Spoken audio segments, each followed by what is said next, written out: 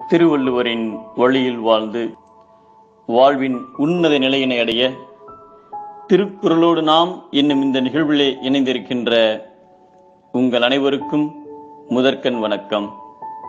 குறள் எண் 699, அதிகாரம் மன்னரை சேர்ந்து ஒழுகல். இந்திய வரலாற்றில் மிகவும் புகழ்பெற்ற அரசர்களுள் ஒருவர் சந்திரகுப்தர். அவருடைய குருவாகவும் தலைமை அமைச்சராகவும் இருந்தவர் சாணக்கியர்.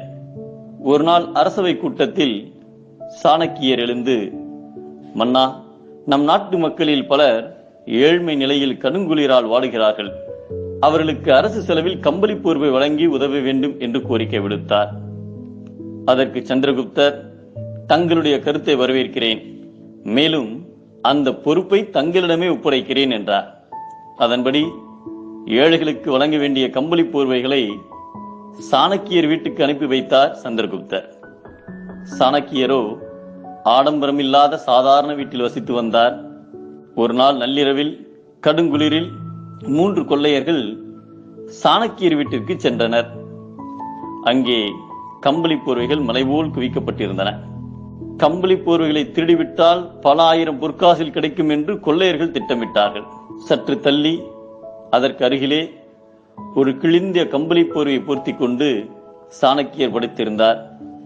பக்கத்தில் அவரது வயதான தாயாரும் ஒரு பழைய கிழிந்த போர்வையை போர்த்தி கொண்டு படுத்திருந்தார். அதை பார்த்ததும் திருடர்களுக்கு ஆச்சரியமாக இருந்தது. திருட வந்ததை மறந்து தூங்கிக் கொண்டிருந்த சாணக்கியர் எழுப்பினர். கண் விழித்த சாணக்கியர் திகைத்தார். எதிரே 3 திருடர்கள்.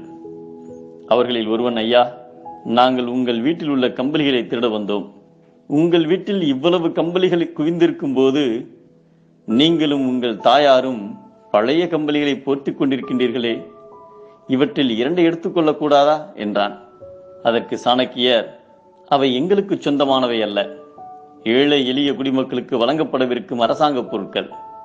அவற்றை எப்படி என் உபயோகத்திற்கு பயன்படுத்த முடியும் என்றார்.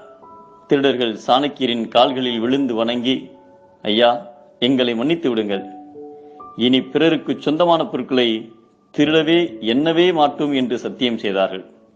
கலக்கமற்ற தெளிந்த அறிவினை உடையவர் அரசனால் நாம் நன்கு மதிக்கப்பட்டோம் என்று எண்ணி அவர் விரும்பாதவற்றை செய்ய மாட்டார்கள் என்பதை கொலப்பட்டேன் என்று எண்ணி கொல்லாத செய்யார் துலக்கற்ற காட்சியவர் என்கிறார் நம் தெய்வப்புலவர் திருவள்ளுவர். நம்பிக்கையுடையவராய் இருந்தால் வாழ்வு ஏற்றம், நம்பிக்கை துரோகம் செய்தால் வாழ்வே ஏமாற்றம்.